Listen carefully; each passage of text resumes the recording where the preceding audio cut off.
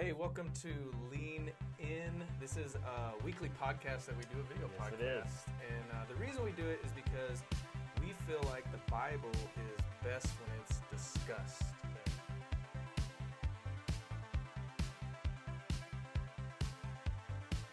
We've been in the book of Acts, and we've been going through it, but we're taking a little break right now. Yeah.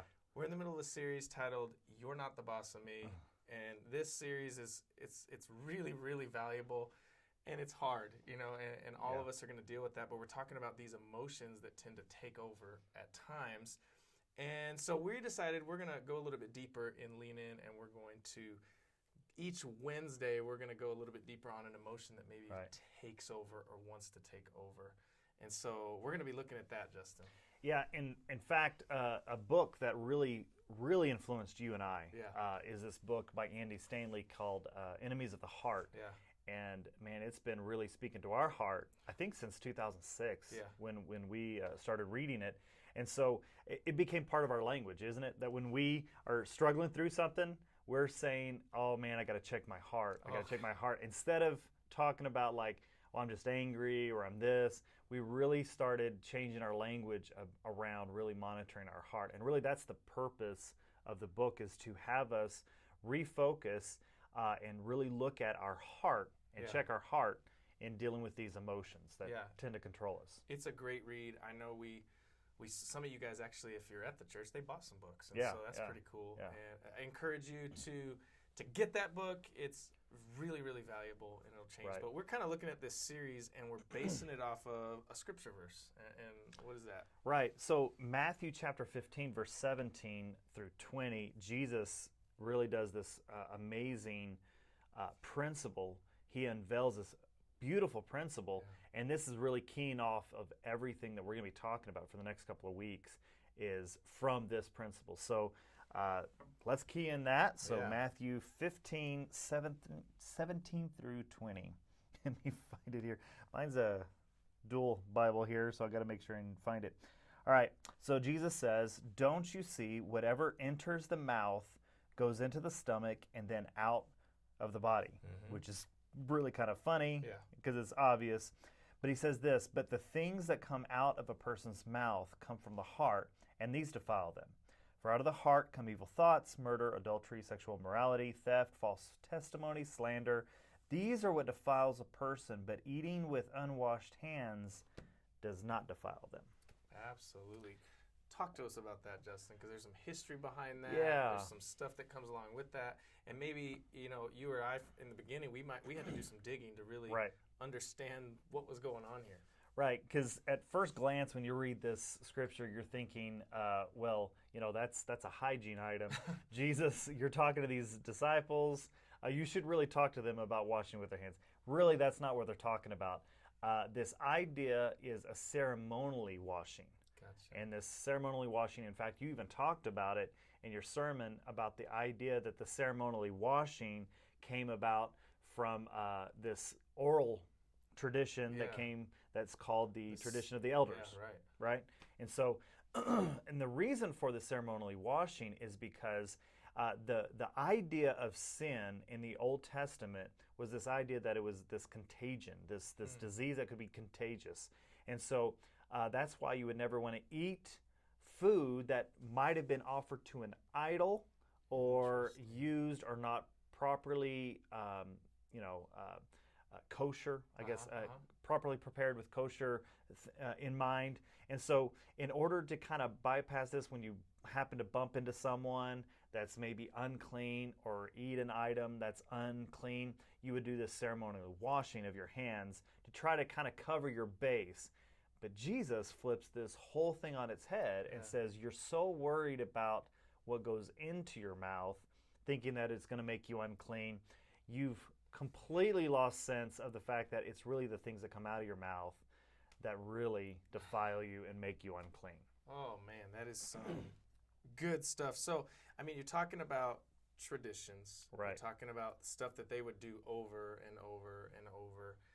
And then they're doing it just because they feel like they're kind of checking this list. It's kind of checking the box like, hey, I'm doing it. God's happy with me.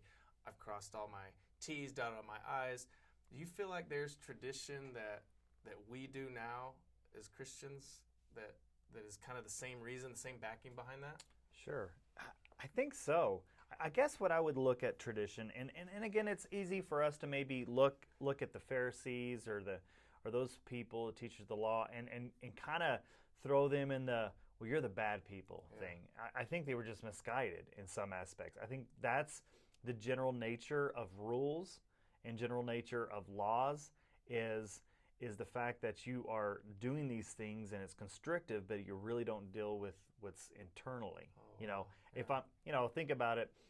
If I really loved my neighbor, I wouldn't speed through a school zone. I don't need a speed limit that says slow down. Yeah. Right. But if I have the 15 miles an hour, I may go 16, or whatever it is, going 45 or going 46. So it's this idea of how much can get away with, and never really dealing with the heart. And so when it comes to the tradition, I feel like tradition kind of hits on both extremes. As I think of I just think of my life, and maybe you too, this idea that you either put way too much emphasis on tradition, or you think it has no value at all. And I think you see this in church world too. You see some churches that are very highly keyed in on traditions, and these are very important, and so they're highly regarded. But then you also have some churches that kind of disregard any kind of tradition, and in a way, that disregarding of tradition is its own tradition. So it's almost like people create traditions when they're not trying to create traditions. Right. And it's not really, what are traditions for then? I mean, do we do them for God? Or do we do them for ourselves? Like, what is the purpose of having these traditions? Right. Which, man, I think this is the struggle that we deal with, right? Yeah. This idea of, if I do these things, it makes God happy. And what we're trying to do is we're saying, okay, God, you've said certain things. You've through the Scripture, you've told us to do certain things, and so by doing these things is to make you happy.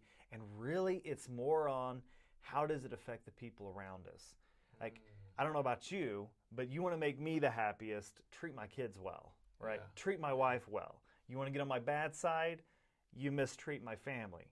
And think about it from that perspective. Everything really, if you think about it from the Scripture, is for the laws are really for our benefit, to benefit us. The Levitical laws, the purity laws, were really to help benefit the children of Israel. With the New Testament laws, the things that Jesus was teaching is really for our benefit. It's not to get more gold stars in heaven, but it's easy to just misinterpret or start viewing faith that way. And I'm kind of with you. I think it's really this idea that we tend to get so focused on the check box, that we want to take off doing this or doing that just to make God happy, instead of really seeing what's the heart behind it. Yeah. And that's what's happening here, And I don't know about, I would guess it's for you just like it's for me, but I can get so caught up in traditions that I forget the real thing is the heart. And I'm so focused on going, okay, I gotta get to church, and I gotta pray, and I gotta read my Bible, and all that stuff is beneficial for me. But if my heart isn't in the right place, it's lip service. It's not doing a whole lot of good. So, man, that's tough. I think that's a good point of what you brought up, and the fact that we should rethink and review traditions.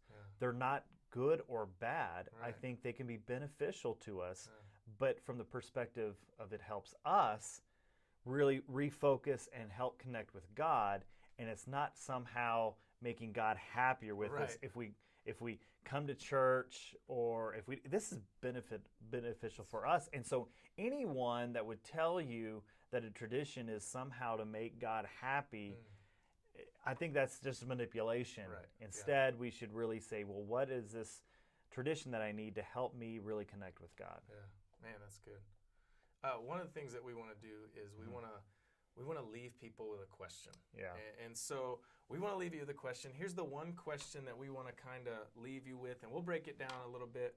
But what's the emotion that tries to control you? When you think about your life and where you're at, and certain times emotions come to the top or they come up. And I'm not just talking about every once in a while. I'm talking about the emotion that as we're talking about this, you're like, yeah, I know, I deal with that. And there's lots of different ones. This past weekend we talked.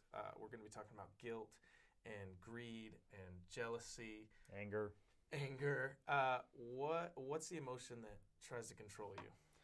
And I think if you're wondering what it is, you may just ask a friend Yeah. or your spouse and be like, hey, what's that emotion? Because it tends to be maybe one or two that really kind of lend itself to or attach itself to us where it almost becomes a part of our identity. Yeah. So I'm just an angry person, or I'm just jealous. Well, jealous is an interesting one because it's like something no one has ever said, I'm a jealous person. No, nobody wants to be a But greedy how person. many of us are really driven and controlled by jealousy Yeah. that we'd never admit it? Yeah. So that we want you to do some internal reflection. We want you to, spend some time with God, and we want you to join us, as we walk through this. It's going to be really good. And this coming weekend, we're going to be talking about this idea of guilt. Ooh. And how do you deal with guilt? And guilt, you're really not the boss of me, but how am I making guilt the boss of me? And how do I get it to where it's no longer? And what role does guilt? Because guilt does have a role in our life, but sometimes it moves from the place of a role to control. Oh, that's really good. It rhymes. Hey, thanks for joining us here on Lean In. And we hope to see you guys this weekend here at the Worship Center for part 2 of You're Not the Boss of Me.